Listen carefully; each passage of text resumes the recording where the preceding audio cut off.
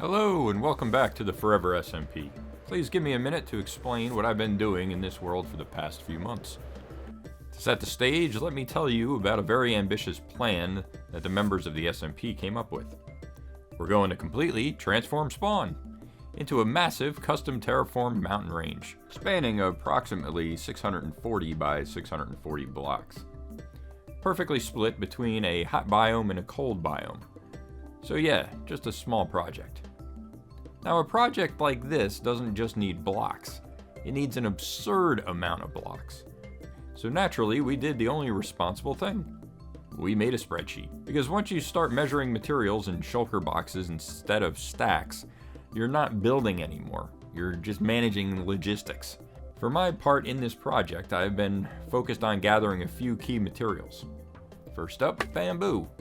We need 108 shulker boxes of bamboo block, and another 108 shulker boxes of stripped bamboo block.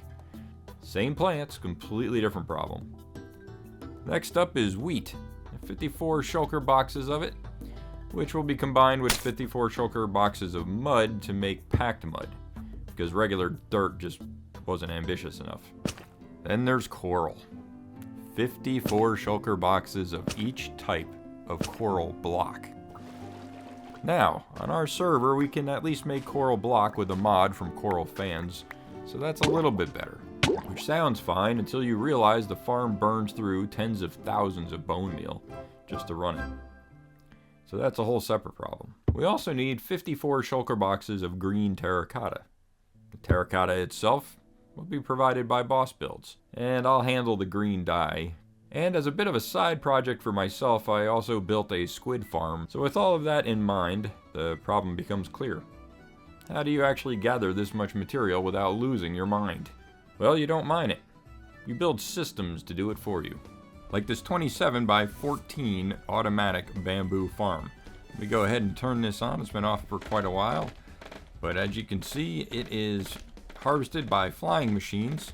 And they go all the way down to the end, and they'll sit at the end for a couple minutes, letting a little bit of this bamboo grow, and then it will come back again and harvest. And everything gets picked up by the automated hopper minecart system, which when full will automatically unload at the end. And all the bamboo eventually finds its way into this crafter, which crafts up all the bamboo blocks right into this chest.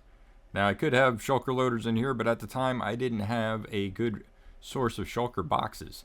However, we can see that I found some shulker boxes, or at least I was given some, and look at that. We got ourselves our 108 shulker boxes of bamboo block.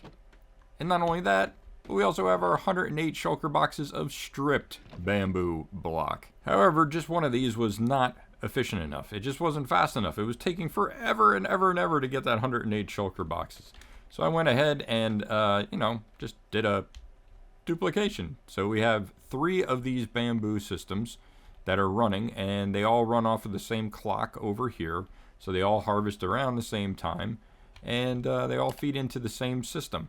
And all the while I was AFKing on that bamboo, I had this cactus farm here producing all the cactus I needed for all of the green dye that I need. I know what you're saying. This is cactus, mindless, not green dye. You need to smelt that first. And you're right, that's why I had to build myself a super smelter. And this is where I'll feed in all the cactus and send it on its way. Boom! And it'll all collect over here after smelting up. So yes, I was able to get all of the dye I needed for all of the terracotta out of this super smelter right here. And what did I use for fuel? Well, none other than bamboo block, of course. Okay, that takes care of the green dye and the bamboo.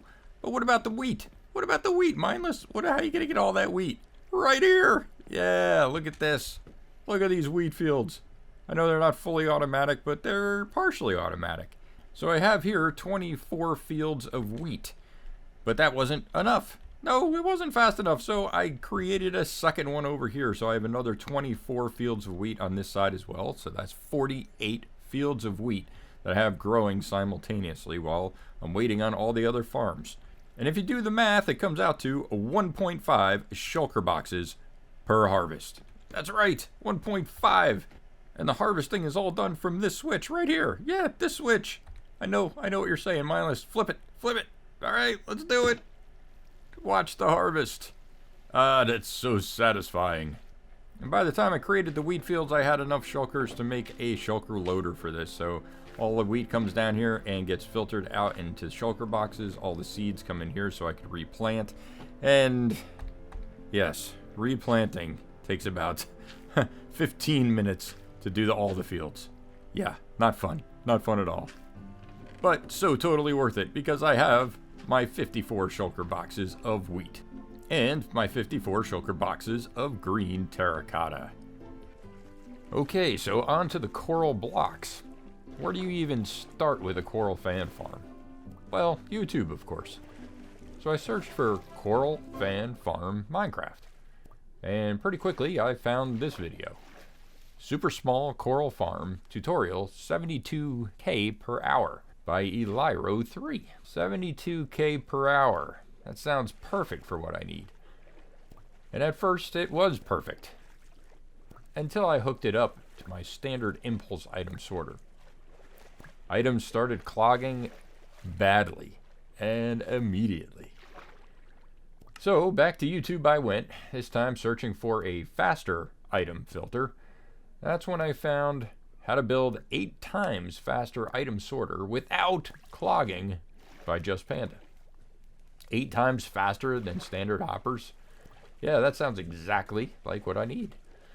So I tore out the old filter, dropped in the new 8 times design, and just like that, everything started flowing perfectly. Even better, it worked seamlessly with my custom autocrafter setup. But then, another problem showed up. This farm absolutely devours bone meal. We're talking 50,000 plus per hour. And the original design handled that by feeding in shulker boxes of bone meal, which then get destroyed in the process.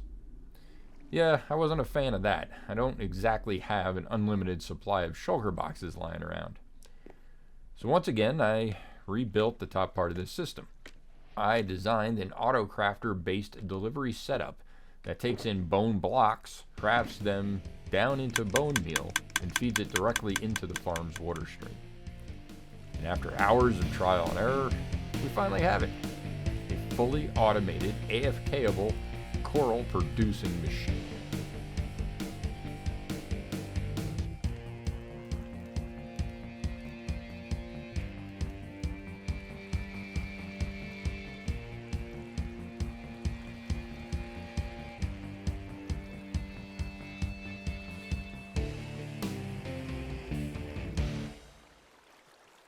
So far in this episode, everything I've shown you has solved a material problem.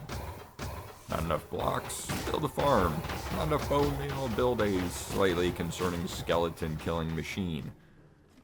But this solves a different kind of problem. Functionally, this iron farm is great. It produces iron, it's efficient, it does exactly what it's supposed to do. But visually, it looks like I dropped a redstone experiment from the sky and just walked away.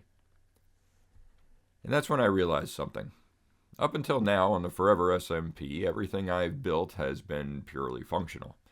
Effective, efficient, and absolutely not something you'd want near spawn. So for the first time on the server, I wanted to do something different.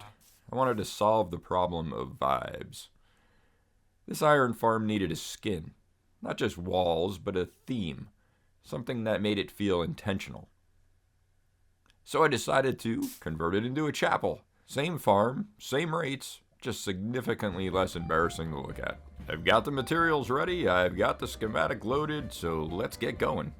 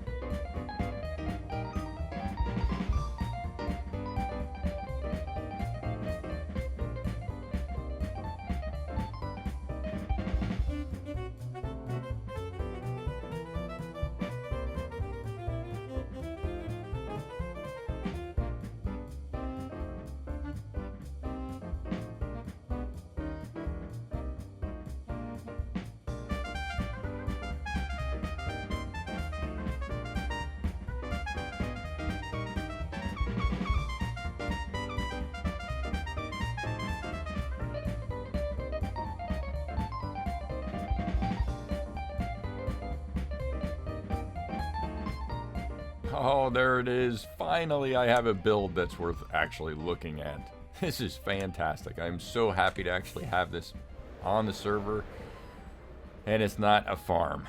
So let's take a look at this. There's a little bit to look at that you didn't see in the time lapse. So we're gonna go in, and this is the front door. It's kind of hard to get to. We're gonna fix that later on. But yeah, let's go ahead and go inside. And yeah, everything's still here. Everything should still work. If I turn it on while we're doing the tour, we should eventually hear and see some golems. There we go. See, there's a golem falling in. All right, just so we don't have to listen to golems dying. I mean, it's kind of a nice sound with a farm, but yeah, not during a tour. All right, so we are going to go down into the depths here. This is kind of, I guess, just the whole collection area, but I wanted to spruce it up a little bit. We don't need to go over this. I went over that in another video. But I did add this side area here, so you have a way to get up and down inside this actual chapel's main hall. And there we go, we're inside the main hall, so I think that is really cool.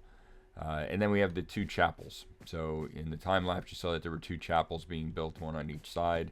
So let's take a look at what they are. So we have this little entryway here. I have to put up another one on the other side. I didn't get a chance to get that done. But I do want one on that side, so it's just like this little entryway. I forget what they're called. I can't remember the name of them, but they're just like little alcoves. Maybe that's what I was thinking, the little alcoves on the side.